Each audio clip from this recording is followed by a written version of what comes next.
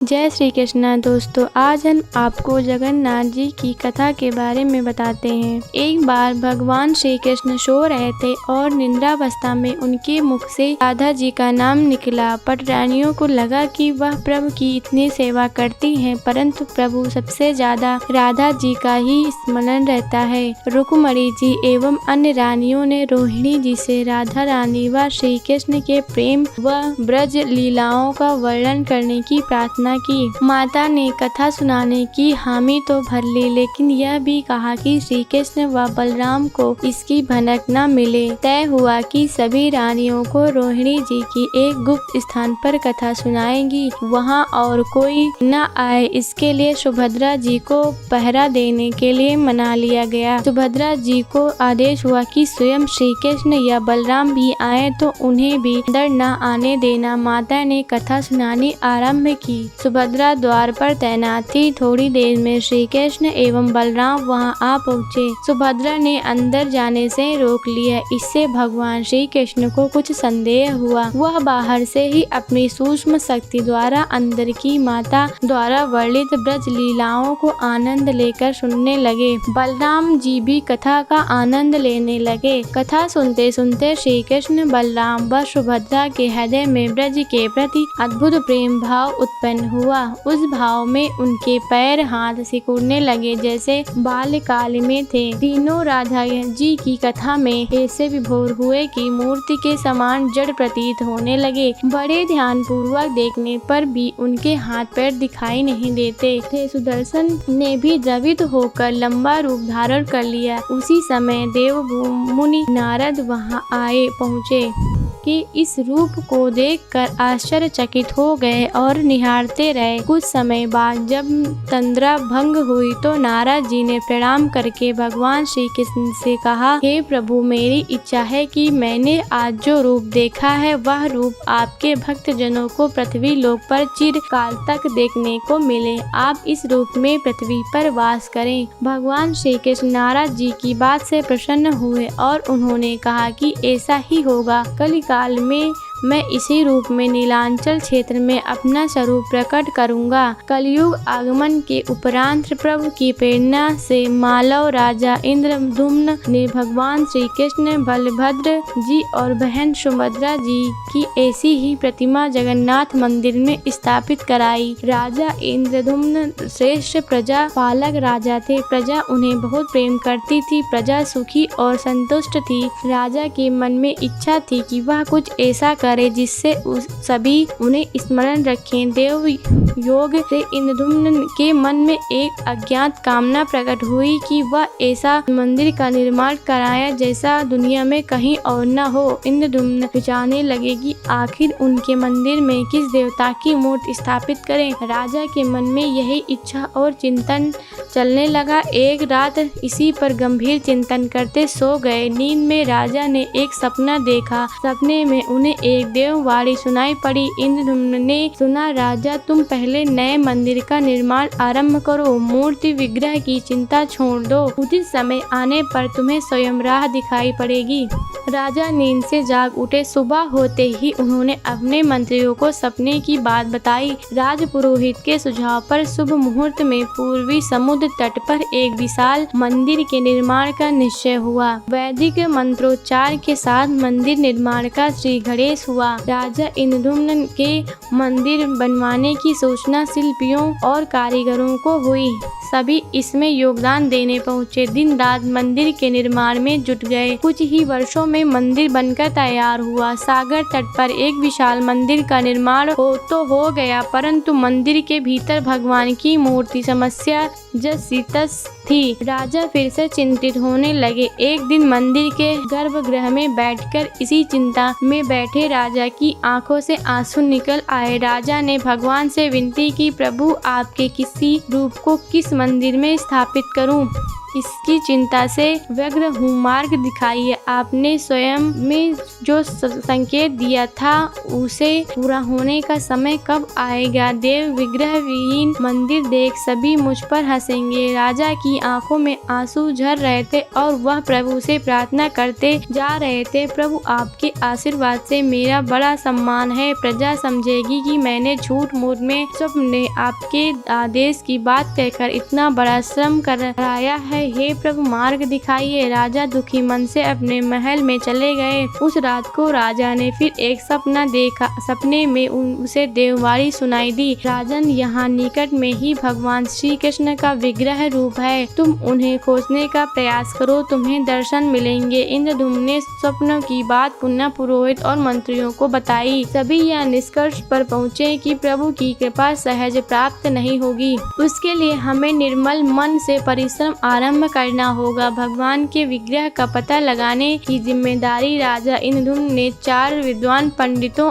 को सौंप दिया। प्रभु इच्छा से प्रेरित होकर चारों विद्वान 4 दिशाओं में निकले। उन चारों में एक विद्वान थे विद्यापति। वह चारों में सबसे कम उम्र के थे। प्रभु के विग्रह की खोज के दौरान उनके साथ बहुत से अलौकिक घटनाएं हुई। प्रभु का विग्रह किसे मिला, यह प्रसंग आगे पढ़े। पंडित विद्यापति पूर्व दिशा की ओर चले। कुछ आगे चलने के बाद विद्यापति उत्तर की ओर मुड़े तो उन्हें एक जंगल दिखाई दिया। वन भयावह था। विद्यापति श्री कृष्ण के उपासक थे। उन्होंने श्री कृष्ण का स्मरण किया और राह दिखाने की प्रार्थना की। भगवान श्री कृष्ण की प्रेरणा से उन्हें राह दिखने लगी। प्रभु का नाम लेते वह वन में चले जा रहे थे। जंगल के मध्य उन्हें एक पर्वत दिखाई दिया। पर्वत के वृक्षों से संगीत की ध्वनि सा सुरमय गीत सुनाई पड़ रहा था। विद्यापति संगीत के जानकार थे। उन्हें वहाँ मृदंग, बंसी और करताल की मिश्रित ध्वनि सुनाई दे रही थी। यह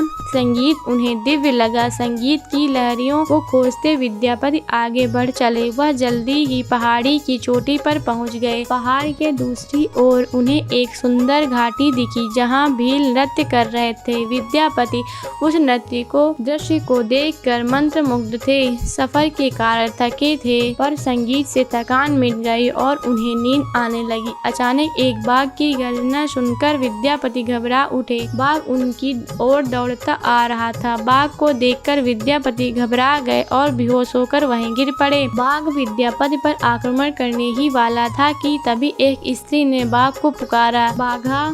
उस आवाज को सुनकर बाघ मौन खड़ा हो गया। स्त्री ने उसे लौटने का आदेश दिया।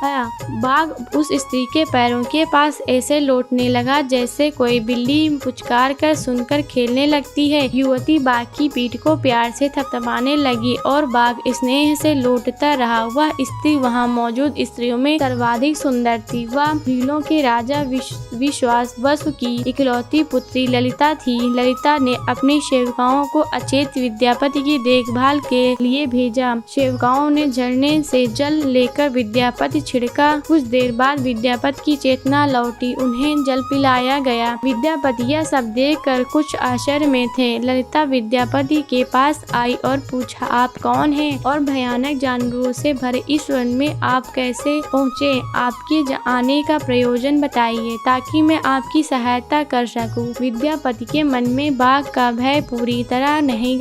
ललिता ने यह बात भांप ली और उन्हें सांत्वना देते हुए कहा, विप्रवर, आप मेरे साथ चलें। जब आप स्वस्थ हो तब अपने लक्ष्य की ओर प्रस्थान करें। विद्यापति ललिता के पीछे पीछे उनकी बस्ती की तरफ चल दिए। विद्यापति भीलों के पास विश्वावसु से मिले और उन्हें अपना परिचय दिया। विश्वावसु विद्यापति जैसे विद्वान से मिलकर बड़े प्रसन्नता हुए। विश्वावसु के अनुरोध पर विद्यापति कुछ दिन वहां अतिथि बनकर रुके। वह भीलों को धर्म और ज्ञान का उपदेश देने लगे। उनके उपदेशों को विश्वावसु तथा ललिता बड़ी रुचि के साथ सुनते थे। ललिता के मन में विद्यापति के लिए अनुराग पैदा हो गया। विद्यापति ने भी भांप लिया कि ललिता जैसी सुंदरी को उनसे प्रेम हो गया है, किंतु विद्यापति एक बड़े कार्य के लिए निकले थे। अचानक एक दिन विद्यापति बीमार हो गए। ललिता ने उसकी सेवा शुश्रूषा की। इससे विद्यापति के मन में भी ललिता के प्रति प्रेम भाव पैदा हो गया।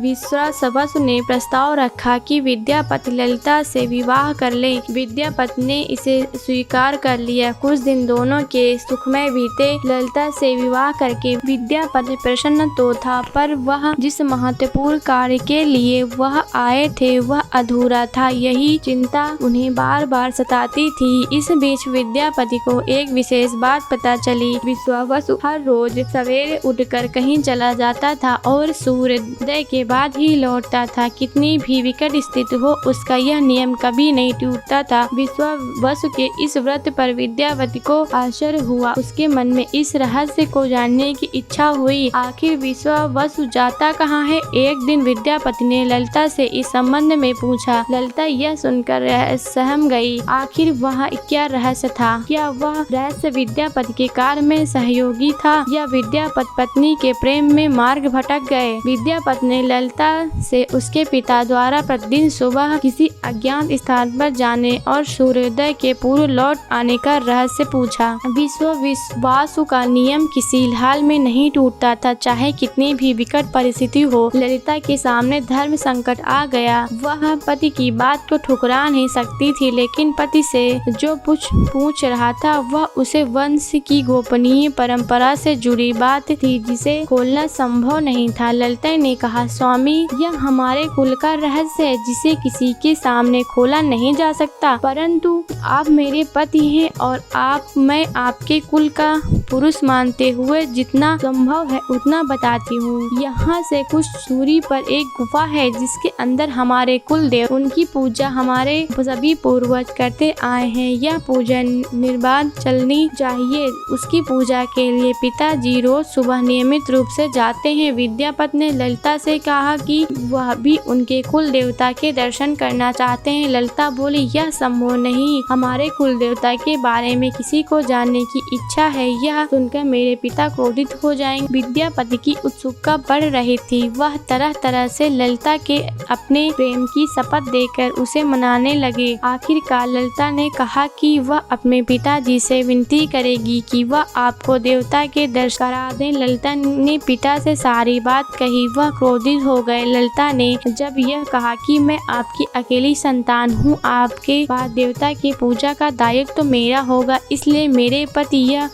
अधिकार बनता है, क्योंकि आगे उसे भी पूजना होगा। विश्वावसु इस तरह के आगे झुक गए। वह बोले, गुफा के दर्शन किसी को तभी कराए जा सकते हैं जब वह भगवान की पूजा का दायित्व अपने हाथ में ले ले। विद्यापति ने दायित्व स्वीकार किया तो विश्वावसु देवता के दर्शन कराने को राजी हुए। दूसरे दिन सूर्योदय से पूर्व विद्यापति की आंखों पर पट्टी बांधकर विश्वावसु उनका दाहिना हाथ पकड़कर गुफा की तरफ निकले। विद्यापति ने मिट्टी में सरसों रख लिया था, जिसे रास्ते में छोड़ते हुए गए। गुफा के पास पहुंचकर विश्वावसु रुके और गुफा के पास पहुंच गए। विश्वावसु ने विद्यापति की आंखों खोल दी और उस गुफा में नीले रंग की प्रकाश चमक उठा। हाथों में मुरली लिए भगवान श्री कृष्ण का रूप विद्यापति को दिखाई दिया। विद्यापति आनंद मग्न हो गए। उन्होंने भगवान के दर्शन किए। दर्शन के बाद तो जैसे विद्यापति जाना ही नहीं चाहते थे, परंतु विश्वावसु ने लौटने का आदेश दिया। फिर उनकी आंखों पर पट्टी बांधी और दोनों लौट पड़े। लौटने पर ललिता ने विद्यापति से पूछा। विद्यापति ने गुफा में दिखे अलौकिक दृश्य के बारे में पत्नी को बताना भी उनसे उचित नहीं समझा। वह टाल गए।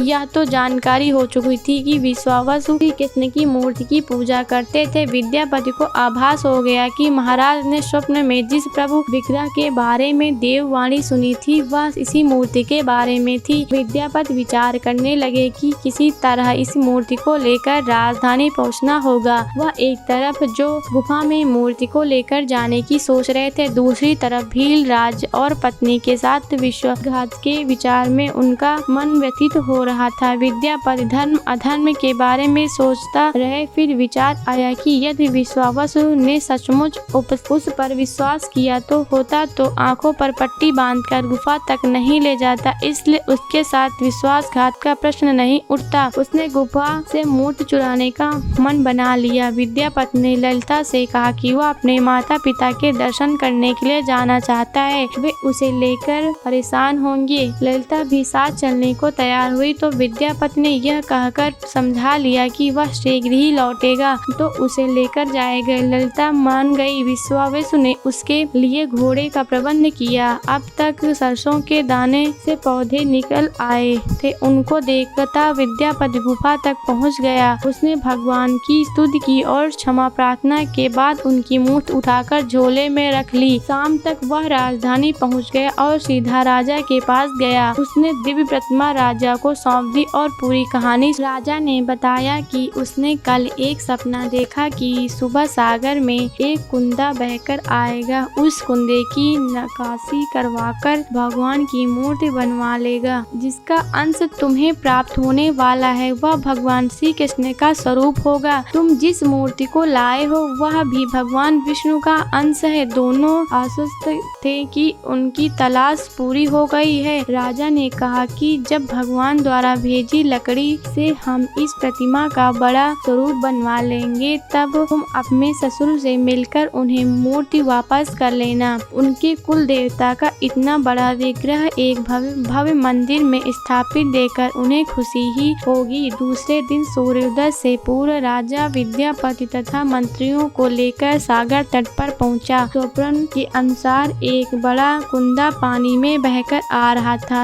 सभी उसे देखकर प्रसन्न हुए। 10 नावों पर वह बैठकर राजा के सेवक उस कुंदे को खींचने पहुँचे। मोटी मोटी रस्सियों से कुंदे को बांधकर खींचा जाने लगा, लेकिन कुंदा टस से मस नहीं हुआ। और लोग भेजे गए, लेकिन सैकड़ों लोग और नावों का प्रयोग करके भी कुंदे को हिलाया तक नहीं जा सका। राजा का मन उदास हो गया। सेनापति ने एक लंबी सेना कुंदे को खींचने के लिए भेज दी। सारे सागर में सैनिक ही सैनिक नजर आने लगे, लेकिन सभी मिलकर कुंदे को अपने स्थान से हिला तक न सके। सुबह से रात हो गई। अचानक राजा ने काम रोकने का आदेश दिया। उसने विद्यापति को अकेले में ले जाकर कहा कि वह समस्या का कारण जान गया है। राजा के चेहरे पर संतोष के भाव थे। राजा ने विद्यापति को गोपनीय रूप से कहीं चलने की बात कही। राजा इंद्रद्युम्न ने कहा कि अब भगवान का विग्रह बन जाएगा, बस एक काम करना होगा। भगवान श्री कृष्ण ने राजा को ऐसा क्या संकेत दिया था कि उसकी सारी परेशानी समाप्त हो गई। राजा इंद्रद्युम्न को भगवान की प्रेरणा से समझ में आने लगा कि आखिर प्रभु के विग्रह के लिए जो लकड़ी का कुंदा पानी में बहकर आया है वह हिलडुल भी क्यों नहीं रहा है। राजा ने विद्यापति को बुलाया और कहा, तुम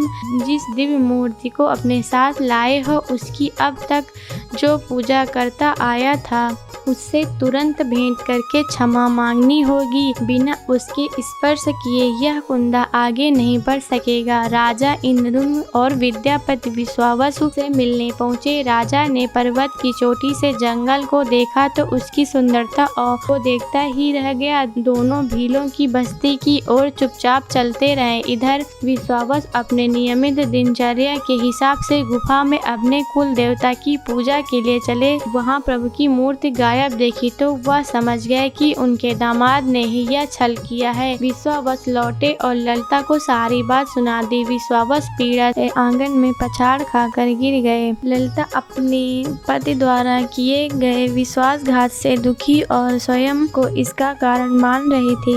पिता पुत्री दिन भर विलाप करते रहे। उन दोनों के अन्न का एक दाना भी न हुआ। अगली सुबह विश्वावसु उठे और सदा की तरह अपनी दिनचर्या का पालन करते हुए गुफा की तरफ बढ़े निकले। वह जानते थे कि प्रभु का विग्रह वहाँ नहीं है, फिर भी उनके पैर गुफा की ओर खींचे चले जाते थे। विश्वावसु के पीछे ललिता और रिश्तेदार भी चले चले। विश्वावसु गुफा के भीतर पहुँचे जहाँ भगवान की मूर्ति होती थी। उस चट्टान के पास खड़े होकर हाथ जोड़कर खड़े रहे, फिर उस ऊंची चट्टान पर गिर गए और बिलख बिलख कर रोने लगे। उनके पीछे प्रजा भी रो रही थी। उसी समय एक भील युवक भागता हुआ गुफा के पास गया और बताया कि उसने महाराज और उनके साथ विद्यापति को बस्ती की ओर से आते देखा है। यह सुनकर सब चौंक उठे। विश्वावसु राजा के स्वागत में गुफा से बाहर आए, लेकिन उनकी आंखों में आंसू थे। राजा इंद्रद्युम्न विश्वावसु के पास आए और उन्हें अपने हृदय से लगा लिया। राजा बोले, भील राज, तुम्हारे कुल देवता की प्रतिमा का चोर तुम्हारा दामाद नहीं, मैं हूँ। उसने तो अपने महाराज के आदेश का पालन किया। यह सुनकर सब चौंक उठे। विश्वावसु ने राजा को आसन दिया। राजा ने उस विश्वावसु को शुरू से अंत तक पूरी बात बताकर कहा कि आखिर क्यों यह सब करना पड़ा। फिर राजा ने उनसे अपने स्वप्न और फिर जगन्नाथपुरी के सागर तट पर मंदिर निर्माण की बात कर सुनाई। राजा ने विश्वावसु से प्रार्थना की, भील सरदार विश्वावसु कई पीढ़ियों से आपके वंश के लोग भगवान की मूर्ति को पूजते आए हैं। भगवान के उस विग्रह के दर्शन सभी को मिले, इसके लिए आपकी सहायता चाहिए। ईश्वर द्वारा भेजे गए लकड़ी के कुंदे से बनी मूर्ति के भीतर हम इस दिव्य मूर्ति को सुरक्षित रखना चाहते हैं। अपने कुल की प्रतिमा को पुरी के मंदिर में स्थापित करने की अनुमति दो। उस कुंदे को तुम स्पर्श करोगे तभी वह हिलेगा। विश्वावसु राजी हो गए। राजा सब परिवार विश्वावसु को लेकर सागर तट पर पहुँचे। विश्वावसु ने कुंदे को छुआ। छूते ही कुंदा अपने आप तैरता हुआ किनारे पर आ लगा।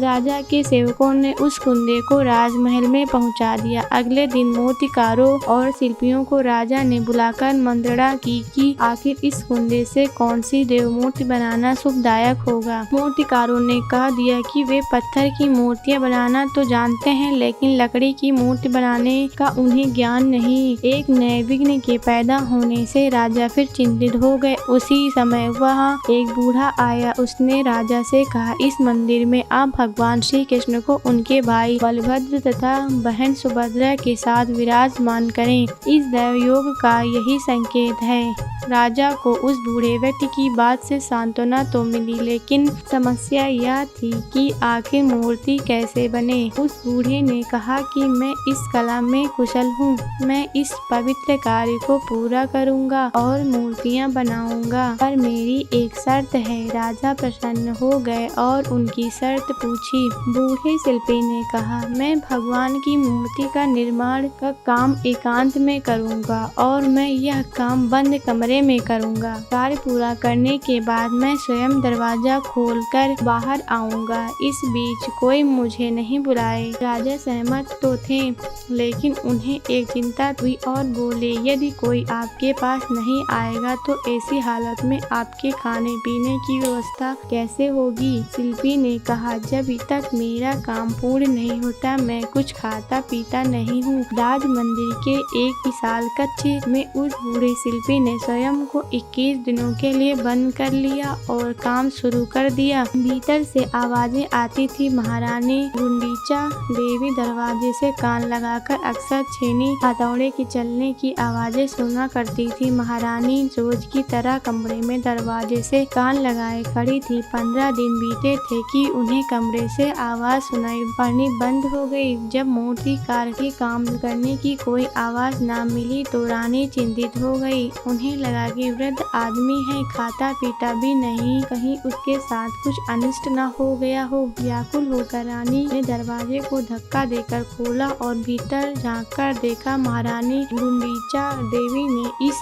तरह मूर्तिकार को दिया हुआ वचन भंग कर दिया था। मूर्तिकार अभी मूर्तियां बना रहा था, परंतु रानी को देखते ही वह अदृश्य हो गए। मूर्ति निर्माण का कार्य अभी तक पूरा नहीं हुआ था। हाथ पैर का निर्माण पूर्ण नहीं हुआ था। वृद्ध शिल्पकार के रूप में स्वयं देवताओं के शिल्पी भगवान विश्वकर्मा आए थे। उनके अदृश्य होते ही मूर्तियां अधूरी ही रह गईं। इसी कारण आज भी यह मूर्तियां वैसी ही हैं। उन प्रतिमाओं को ही मंदिर में स्थापित कराया गया। कहते हैं विश्वावसु संभवतः उस जरा बहलिये का वंशज था जिसने अनजाने में भगवान कृष्ण की हत्या कर दी थी। विश्वावसु शायद कृष्ण के पवित्र अवशेषों की पूजा करता था। ये अवशेष मूर्तियों में छिपाकर रखे गए थे। विद्यापति और ललिता के वंशज जिन्हें दैत्यपति कहते हैं, उनका परिवार भी यहाँ अब तक पूजा करते हैं। रथ यात्रा का रहस्य। द्वारिका में सुभद्रा जी ने अपने भाई भगवान भगवान कृष्ण और बलदाऊ जी से नगर भ्रमण कराने का अनुरोध किया। तब वह दोनों अपने बीच में अलग रथ में सुभद्रा जी को बैठाकर नगर भ्रमण को ले गए। इसी स्मृति स्वरूप यह रथ यात्रा निकाली जाती है। जगन्नाथ तीर्थ क्षेत्र पुरी। आज भगवान जगन्नाथ रथ यात्रा महोत्सव की आपको हार्दिक बधाई। आपको संभवतः जानकारी न हो तो बताते चले कि भगवान कृष्ण की बाल लीलाओं का क्षेत्र वृंदावन, किशोरावस्था का क्षेत्र मथुरा और युवावस्था से अंत तक का कर्म क्षेत्र द्वारिका में रहा। उनके देह परित्याग के पश्चात का स्वरूप भगवान जगन्नाथ हैं। पुरुषोत्तम क्षेत्र के पुरी के विशाल और भव्य मंदिर के मूल गर्भगृह में भगवान जगन्नाथ अपने अग्रज बलदाऊ जी एवं बहन सुभद्रा के साथ विराजमान है। विशाल काय परिसर में बने मंदिर का भव्य प्रवेश द्वार है। फिर ऊंचाई पर मंदिर है। भोगशाला, अर्ध मंडप, मंडपन के उपरांत गर्भगृह में आदम कद भगवान के काष्ठ से बने दिव्य विग्रह विराजमान है। परिसर में श्री गणेश जी, बलदाऊ जी की पत्नी श्री दुर्गा जी, लक्ष्मी जी, सूर्य और चंद्रमा की प्रतिमाएं आसीन है। मंदिर के प्रथम तल पर श्री नरसिंह भगवान आसीन है। भगवान जगन्नाथ की नित्य पूजा अर्चना के साथ कई बार भोग लगता है। इसके लिए आधे नगर के बराबर रसोई है जिसमें तरह तरह के पकवान बनते रहते हैं और रोज हजारों परिवार और तीर्थयात्री यही प्रसाद ग्रहण करते हैं। रसोई में रोज मिट्टी के नए बर्तन और एक धूप का पानी ही उपयोग में लाया जाता है। यह रसोई अपने आप में अजूबा है। भगवान जगन्नाथ को विशेष मुहूर्त में नहलाया जाता है। स्नान के बाद वह बीमार न हो जाएं इसके पट बंद कर दिए जाते हैं। कुछ समय के लिए मंदिर के कपाट बंद कर दिए जाते हैं। तब भगवान आलारनाथ के मंदिर में स्थित श्री विग्रह के दर्शन की मान्यता है। प्रतिवर्ष जगन्नाथ रथ यात्रा का उत्सव मनाया जाता है। विशाल काय रथ में सवार भगवान अपनी बहन और भाई के साथ 3 किमी दूर स्थित अपनी मासी के घर गुलीचा मंदिर में रहने जाते। पुरी में आचार्य शंकर द्वारा स्थापित गोवर्धन पीठ है। पुरी सुंदर शहर है। समुद्र का सुंदर बीच यहाँ है। शंकराचार्य पीठ द्वारा नित्य गाय समुद्र की आरती की जाती है। कहा जाता है कि हजारों वर्षों में सुनामी, आंधी, तूफानों में यहाँ समुद्र ने कभी अपनी सीमा का या मर्यादा नहीं तोड़ी। दोस्तों, ये कहानी अगर आपको पसंद आई हो तो कृपया इस वीडियो को लाइक करें और ऐसा ही बहुत सी सारी कहानियों को सुनने के लिए चैनल को सब्सक्राइब करें। धन्यवाद।